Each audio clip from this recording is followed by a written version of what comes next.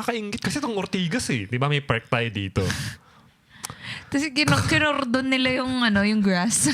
Kakapiranggot lang Parang ako mismo na, sanay tayo, antipolo tayo dati Parang, nasasakal tayo rito na parang, I need fresh air. Nasa-suffocate ka Na, puro graba. Panay building, panay konkreto. Na, Totoo. ano ba to?